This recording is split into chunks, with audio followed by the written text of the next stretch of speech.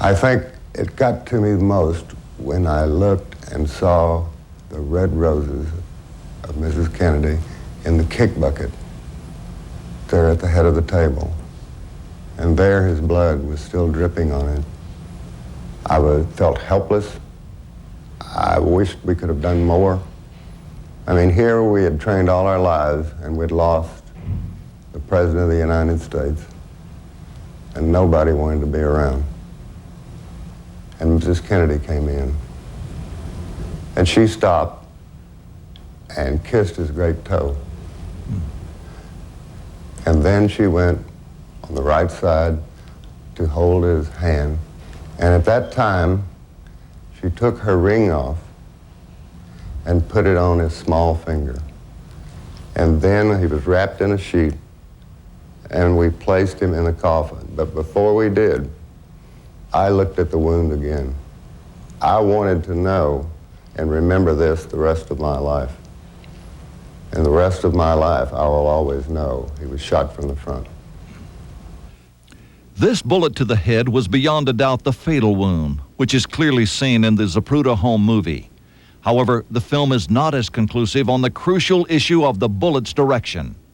Did the shot come from behind Kennedy or from the front? Remember, the Warren Commission investigation concluded the shots came only from behind. Dr. Crenshaw says they're wrong. The bullet struck about where and passed about where?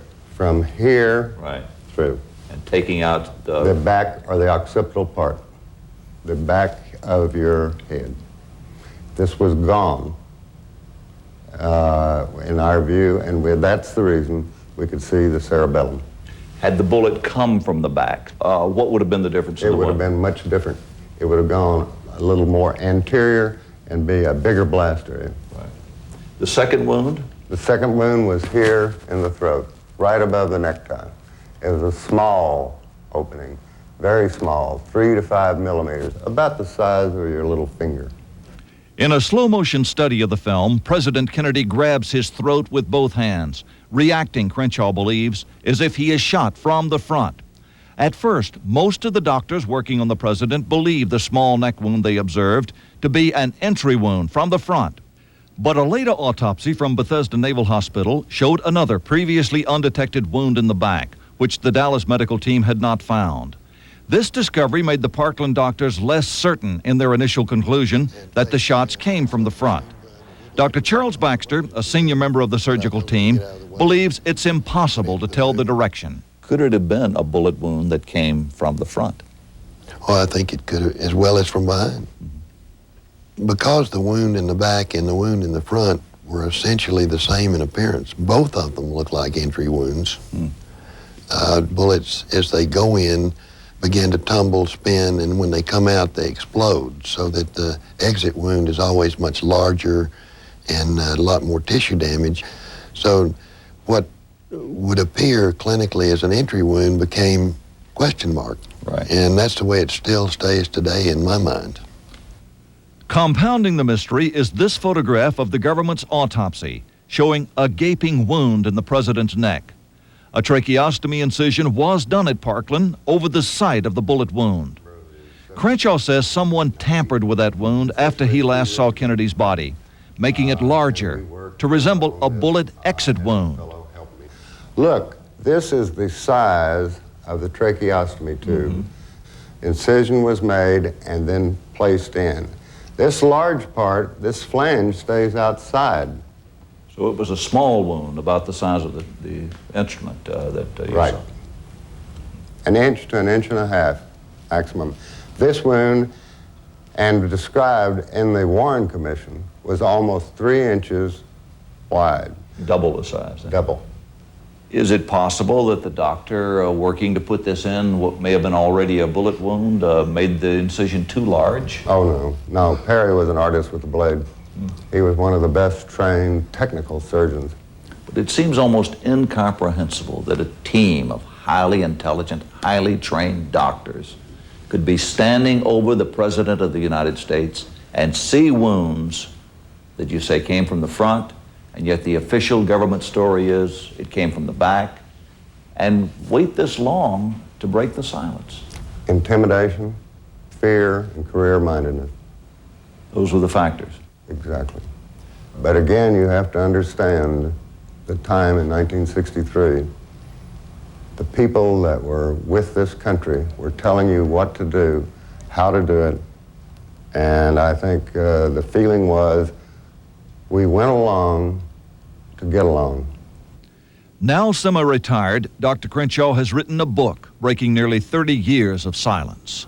Could the, what you call a conspiracy of silence, have been out of plain old-fashioned patriotism among the doctors? No question about that. And Dr. Baxter had wanted no one to say anything because he was worried about commercialization. Well, I made the statement that any one of us in the school or in the hospital that ever made a dime off of anything they said about the assassination, I would try to see that their medical career was ruined. You felt that strongly? Yes. I don't know how many emotions were in that statement, but I felt like it was one that needed to be said.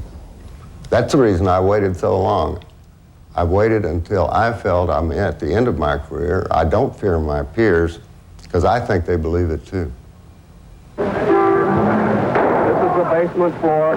He has been shot. Oswald has been shot. Lee Oswald. Dr. Crenshaw's role in history was not over. Just 2 days later, another victim of the madness that gripped Dallas was wheeled through this hospital emergency entrance. Lee Harvey Oswald, the accused presidential assassin, was shot. And though mortally wounded, he too was brought here. Inside, there was another urgent rush of medics to the trauma room. Among them, again, the young Dr. Crenshaw. As the team was around him at the table, working, trying to save his life, you were called away. What was that about?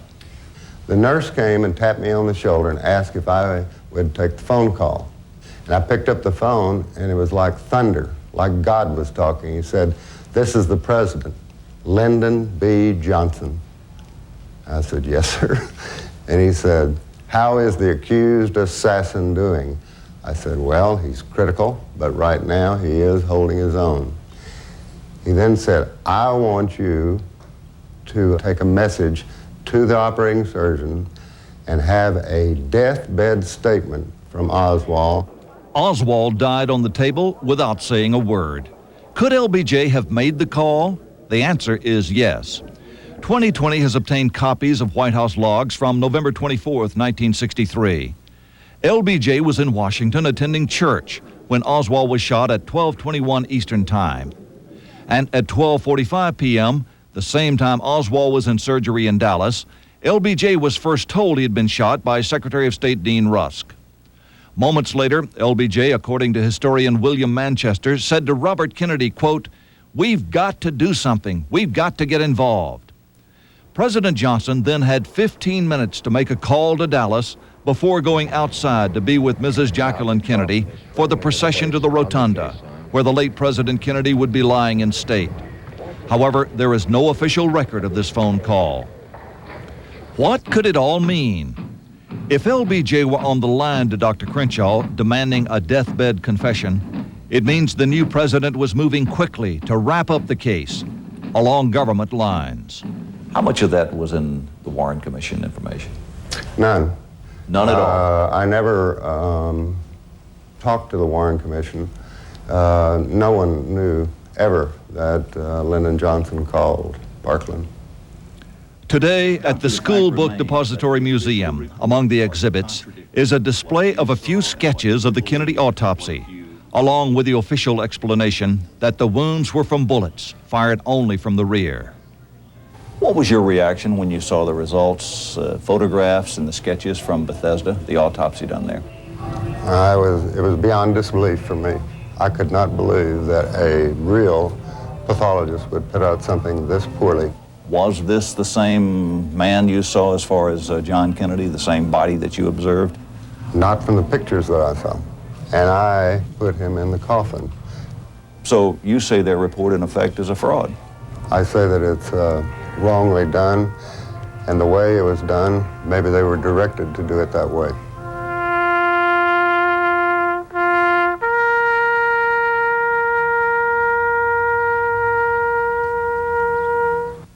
Tom, how does his story compare with that of other doctors who were in that room when the president died? Hugh, most of the doctors there immediately after his death said they thought the gunshots came from the front, but when they got later autopsy information, they changed their mind and either said no, they agreed with the Warren Commission, or they weren't sure of the direction. Did you get the feeling that Dr. Crenshaw was waiting rather impatiently all these years for the time to come when he could come forward? I got the feeling that Dr. Crenshaw is a very angry man, that he feels he's had very valuable information which has been withheld for a long period of time. He still carries anger over the way the police, the Secret Service, and the FBI treated the medical staff with guns drawn and sort of took over the situation there. So I think he's glad to vent this. Yesterday, I talked to Richard Mosk, who was a young commission staffer at that time on the Warren Commission, and he's very firm in his saying that he and other members of the commission really believe they did everything they could and that all the answers are in the report. Well, perhaps so, but maybe they closed the report too early. To have not gotten to someone like Crenshaw and put his views in, for example, is a failing. Also, there seemed to have been a failing in a number of other areas as far as information that basically just has been surfacing that's not in the report. What about files that are still under wraps? Of course, Congress is moving to open those, but the important thing is they're opening the files, not reopening the entire case for further investigation. It will be limited to just what's already known, so Crenshaw's information still wouldn't get in. This mystery's been going on a long time and probably will a long time to come. Thank you, Tom. Right. Coming up, if you're looking for your own Shangri-La, maybe Bob Brown has found the answer for you. You've heard of one-stop shopping? This is one-stop living. Homes, jobs, stores, daycare, and more. All in your own backyard. Take a look right after this. You've just poured yourself a bowl of Kellogg's Crispix when? Hello? Mom, what a surprise. Well, actually, my cereal's sitting in milk. When will you get back to your Kellogg's Crispix? It's anybody's guess. Uh-huh. They wouldn't give your money back? Fortunately, Kellogg's Crispix stays crisp and delicious in milk. I'm sure Aunt Helen didn't mean it that way. Even if you can't get to it right away. Uh-huh. Still crispy. You're absolutely right, Mom. Kellogg's Crispix, the taste that waits for you. A car with a worn suspension is more than uncomfortable. It's unsafe. But Midas puts you back in control. For a limited time, buy one Shocker strut and get the second for 50% off. For a safer suspension, nobody beats Midas. In just 1 year, over 5 million people have joined MCI Friends and Family. You get the 20% savings on any phone call that you make to a member of your circle. They joined without even knowing we would also offer big international savings and a free calling card to save them the extra 20% even on calls home. They joined without knowing of the double savings, 40% during May. You have one advantage over them. You know how good Friends and Family is before you join. Call MCI. Join the bandwagon. On the Denorex side of my head, I feel a tingling, like Denorex is working to get rid of my dandruff. That's me. That tingly feeling convinced me to switch from Head & Shoulders to Denorex. Denorex with conditioners, the dandruff shampoo you can feel working. Denorex is my shampoo now. Where is it written that prices have to go up? Not at Walmart. We're rolling up our sleeves and rolling back prices on hundreds of items. Roll back America. It's not a sale, it's a commitment to save you money wherever we can. Rolling up our sleeves, rolling back the price together. Roll back America. Roll back America. New lower prices at Walmart. Roll back America. Always the low price, always. Searching for a livable lifestyle?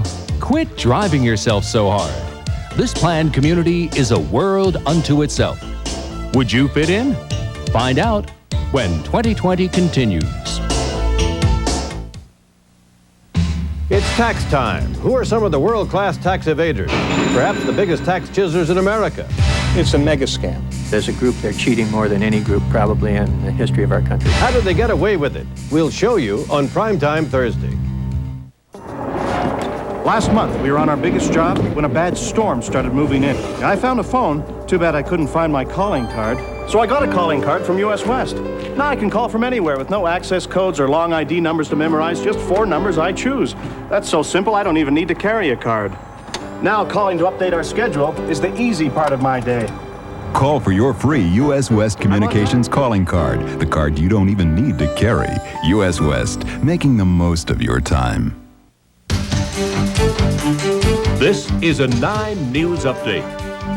Good evening. Former hostage Tom Sutherland says he's changed his mind. He doesn't want to go back to Beirut anytime soon.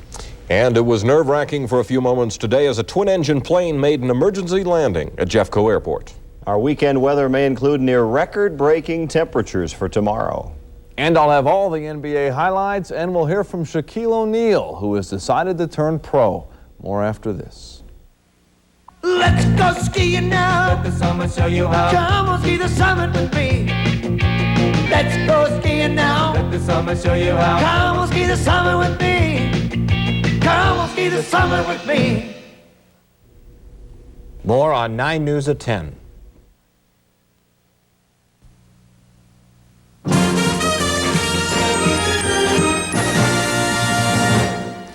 In the town where you live, what is life like? Is it Norman Rockwell with picket fences and one-lane roads? Or is it very 90s? Too many people, too much traffic, noise, crime, and endless commutes?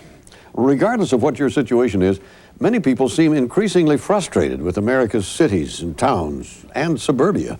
They want something different, and yet they haven't discovered quite what that is. But maybe Bob Brown has. If this is what you're tired of, you may be thrilled by our final destillation. It is that time of the afternoon. The northbound Harbor Freeway is very slow through downtown Los Angeles. Traffic is jammed all the way through that Sepulveda Pass, and from what I hear, it's not much better on the San Bernardino freeway. And then west of the 91 freeway into San A nightmare of commuting. People who live in suburbs crowding the highways on long drives to work. Because buying homes they could afford often meant moving far away from the city where their jobs are. What would they like to see in a real estate listing? A 1937 film called Lost Horizons summed it up. Haven't you ever dreamed of a place where living was not a struggle, but a lasting delight? Welcome to Shangri-La. In the movie, it was a little suburb in the Himalayas called Shangri-La, a place where everyone found everything they needed and never had to drive 10 miles just for groceries. Because of that, people could avoid commuting back and forth to the outside world. I've never seen the outside world, but I understand there are millions and millions of people who are supposed to be mean and greedy. Yet I just know that secretly they're all hoping to find a garden spot where there's peace, security, there's beauty and comfort, but they wouldn't have to be mean and greedy. Oh, I just wish the whole world might come to this valley.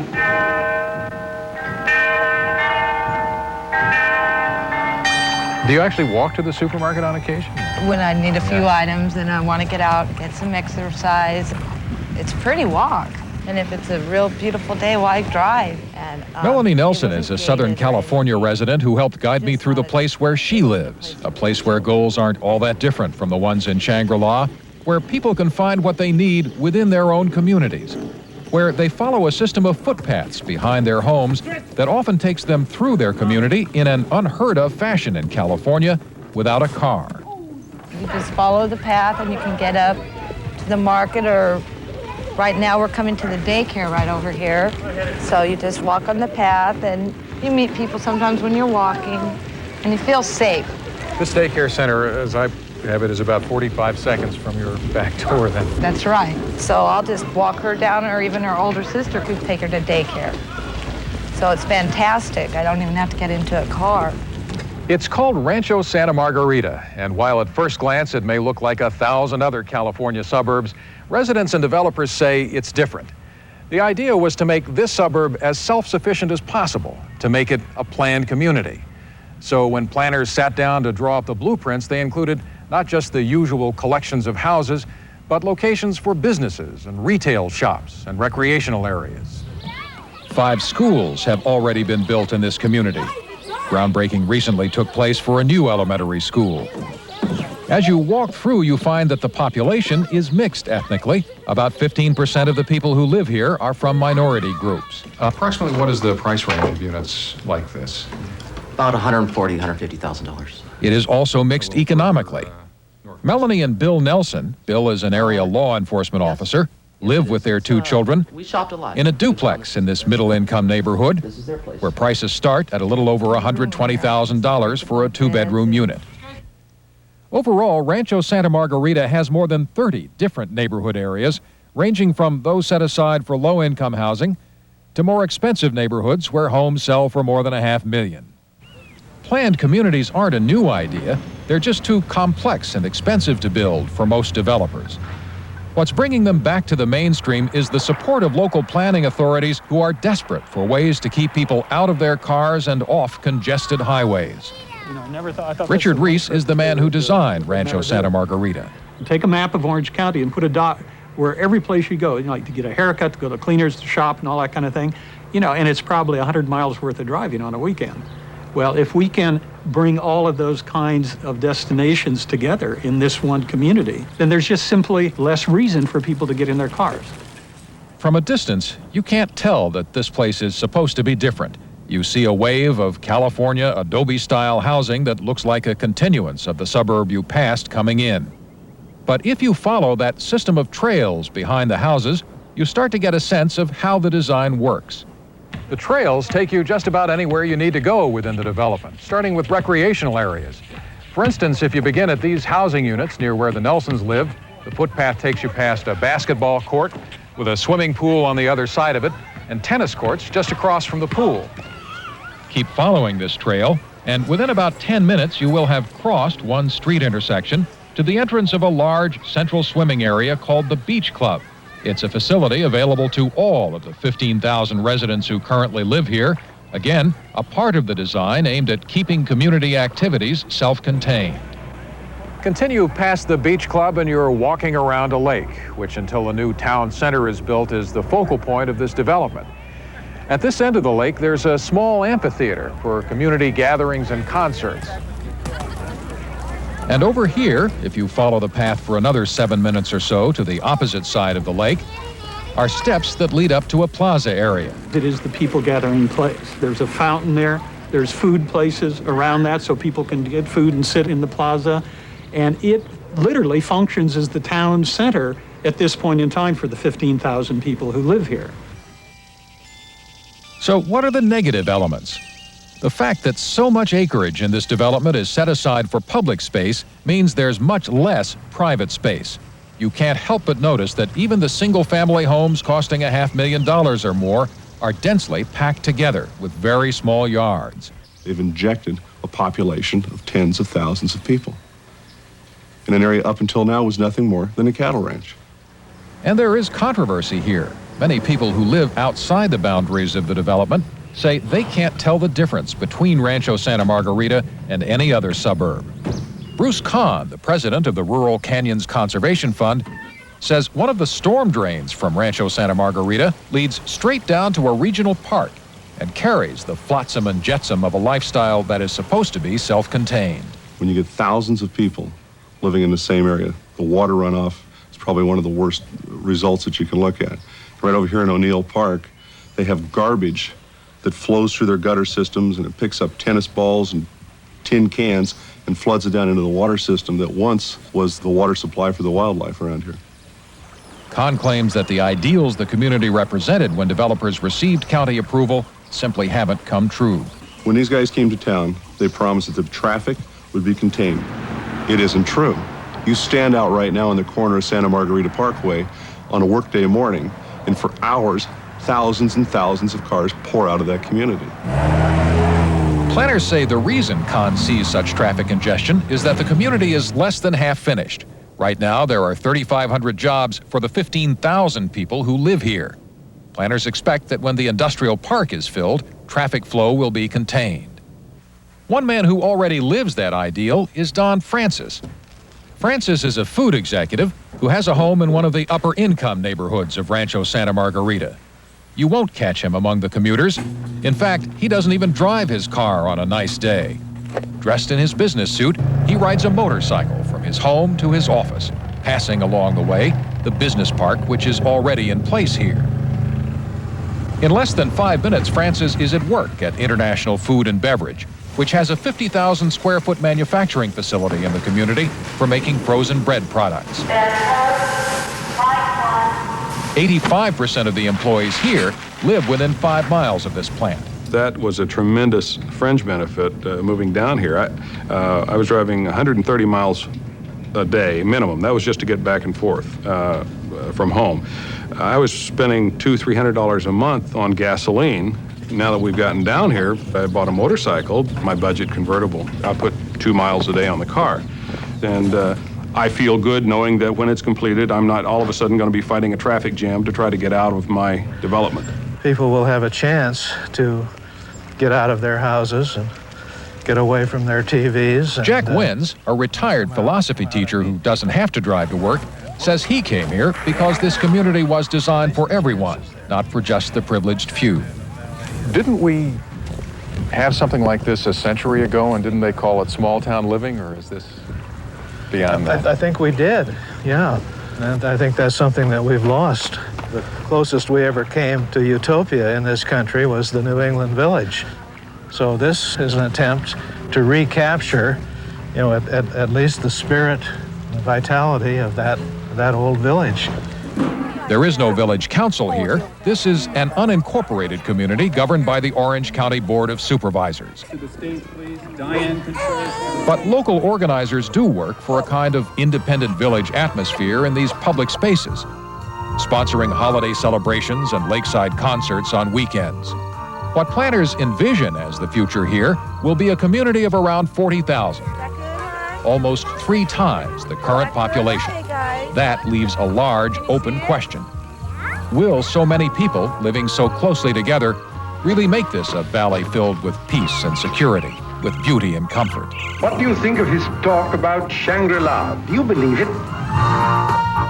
There are now more than 60 planned communities under construction in this country, more than at any time in history. This one may help predict where that concept is leading. Gentlemen, I give you a toast. But at this point, like Shangri-La, those dreams are still mainly a state of mind. Here's my hope, that we all find our Shangri-La.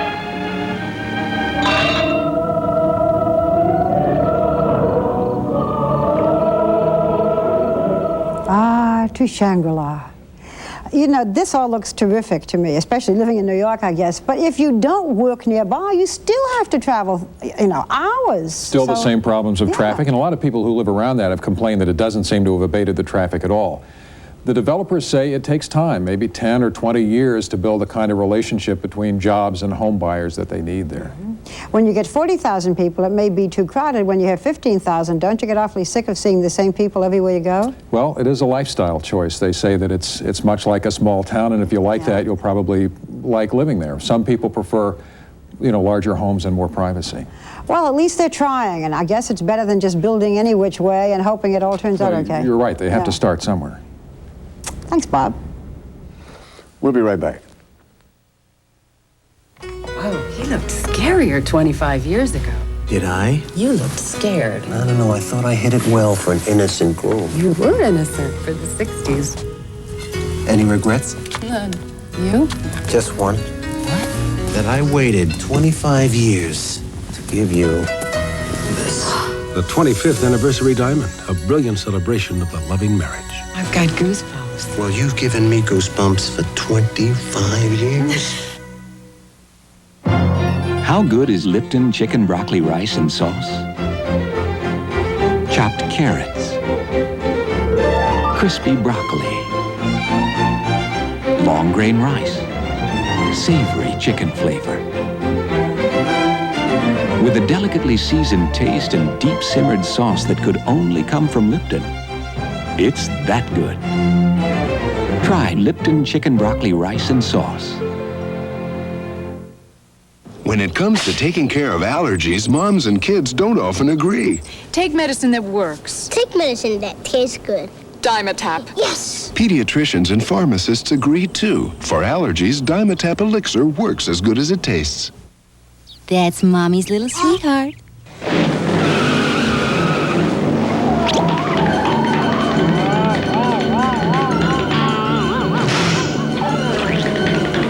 Now there's a new Stainmaster carpet that handles foot traffic like never before.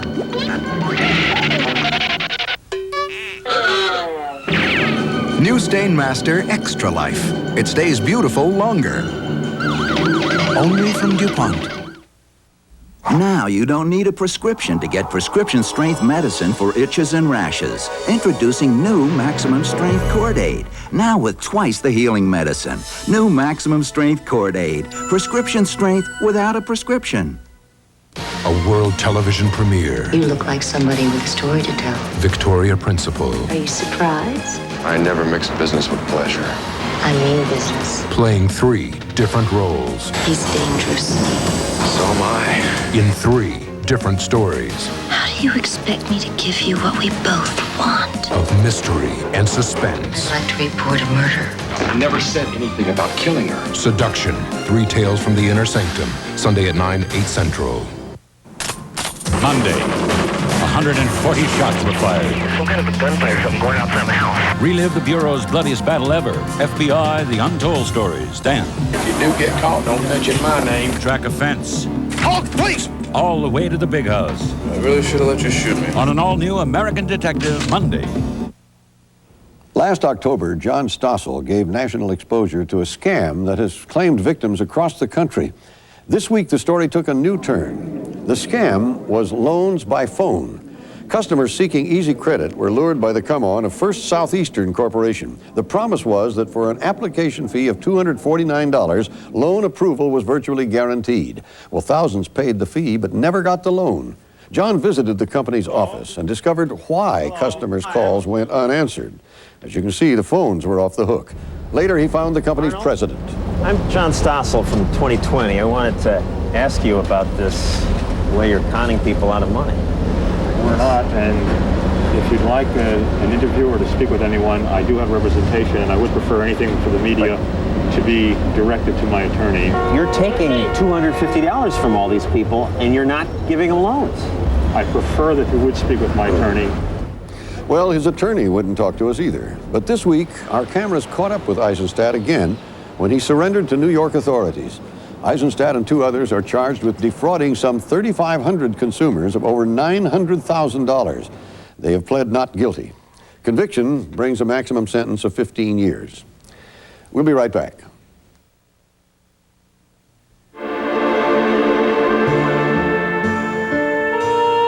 Only 2 American-made luxury automobiles provide both driver and passenger side airbags. One of them is a Lincoln.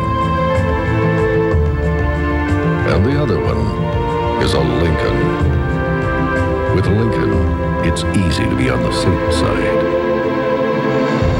Lincoln, what a luxury car should be.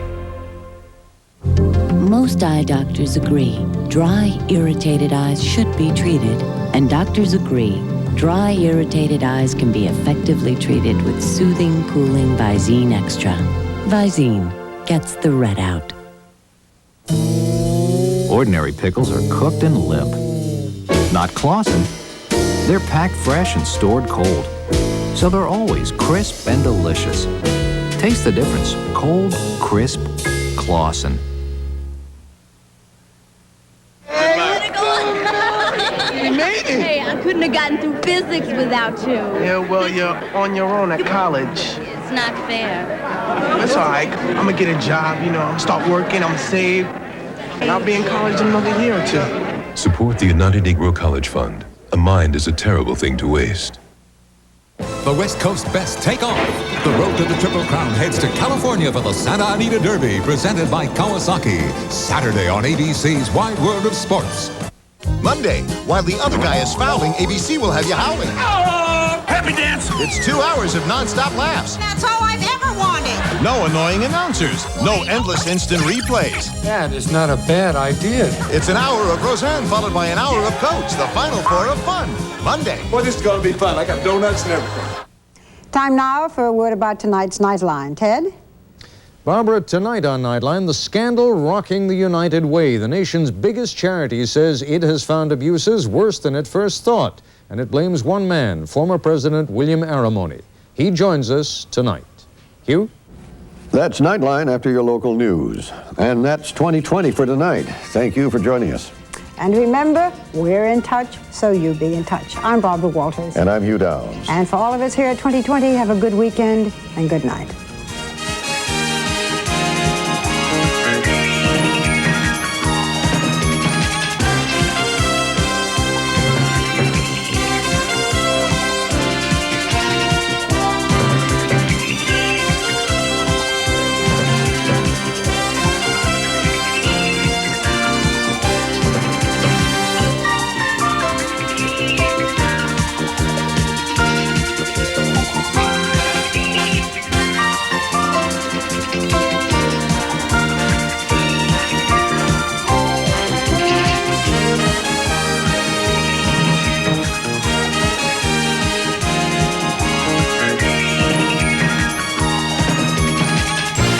For transcript of 2020, please send $5 to 1535 Grand Street, Denver, Colorado, 80203. 2020 is a presentation of ABC News. More Americans get their news from ABC News than from any other source. America's watching ABC. Good evening. On 9 News tonight, a police officer is suspected of soliciting a prostitute. Tom Costello at Lakewood Police Headquarters. An officer is suspended and an internal investigation is underway. I'll have a live report coming up. Also tense moments at the Jeffco Airport as a small plane makes an emergency landing. And college basketball's loss is the NBA's game. 9 News is next. People love the old type of granola because it was loaded with great taste. They didn't know it was also loaded with fat. Introducing a new type of granola. New Kellogg's low-fat granola for the new granola type. All the delicious whole grains, almonds, and raisins you love, but only half the fat of leading granolas. So if you like the great taste of granola, but don't want all the fat, try new Kellogg's low-fat granola. Great taste, half the fat. Hi, Mom. Hi, honey. You know that sweater Aunt Jill let me wear? Yeah. Well, it kind of got grass stains on it. I tried to wash it, but they're still there. Oh, Cindy, once you put it through the dryer, the stains set in. Sorry. Well, let's try again with this new liquid Tide. Introducing Ultra Intensified Ultra Liquid Tide. It's big-time cleaning power squeezed into a smaller cup. You'd be surprised what a little Ultra Liquid Tide can do. When a stain goes through the dryer, it bonds to fibers. By a grant from Mobil Corporation.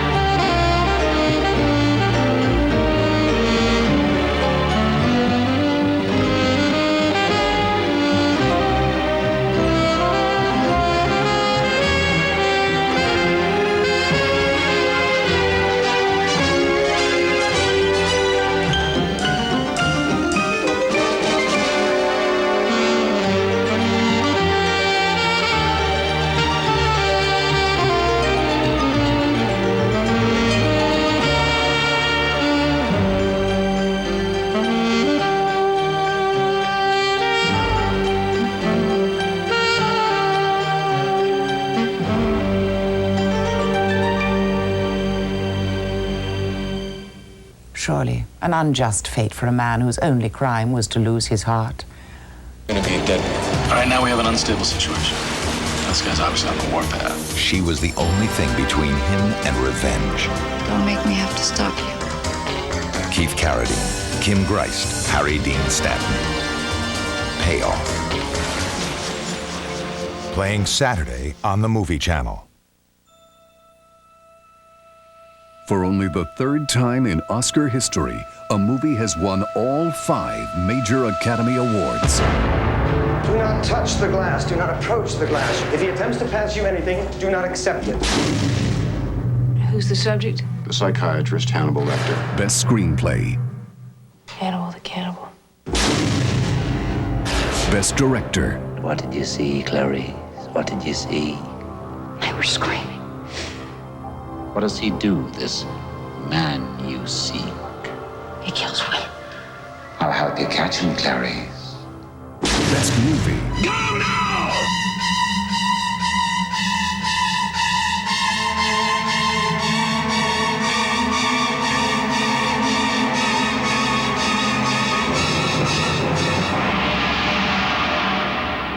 Best Actor. He won't come after me. Best Actress. And now, Jodie Foster Anthony Hopkins in The Silence of the Lambs. Ladies and gentlemen, from Los Angeles, California, the door! Public broadcasting and viewers like you. And by a grant from the Kenneth T. and Eileen L. Norris Foundation, supporting medical research, education, community-based programs, and the arts. It doesn't seem to have been abandoned all that long. It's not what you call a ruin, certainly not an archaeological one. So, who is it meant for? And where have they all gone? And why?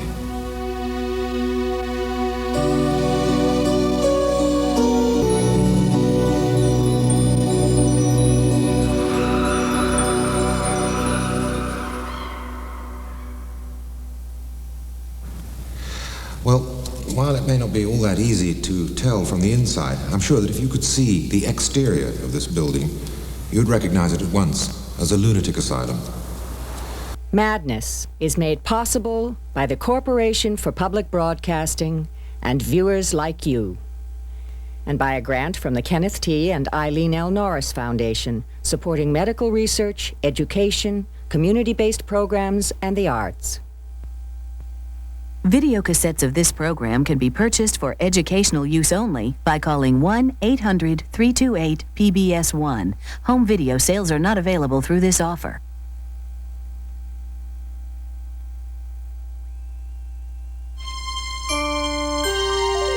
This is PBS. Part 2 of The Creative Spirit looks at the beginnings of the creative life with special help from Bernadette Peters, James Earl Jones, Charlie Korsma, and more in Part 2 of The Creative Spirit. Wednesday at 7.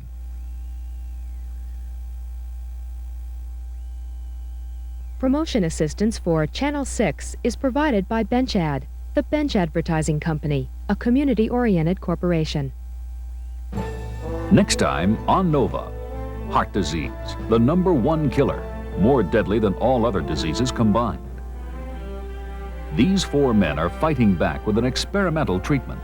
Are yoga and tofu a cure? They hope to unclog their arteries without drugs or an operation. A controversial new method of avoiding the surgeon's knife. That's next time on Nova. Tuesday at 8, here on 6. I'm Dick Kay of Richard K. Furs. We're located in the Denver Design Center complex, and our neighbors for the auction are Channel 6. May I ask you to do as we did and either donate cash, services, or merchandise for this great auction from April 23rd through May the 2nd. Have a lot of fun. Bid, buy to help our fine public television, Channel 6. Next time on Frontline, the unwritten rules of life for Americans in Japan. We have to play by the rules here, and they're very different. In baseball and in business, the Japanese play the game their own way. Japan is a very closed society. I think a foreigner is an intrusion to that. Watch American Game, Japanese Rules on Frontline. Tuesday at 9, here on 6.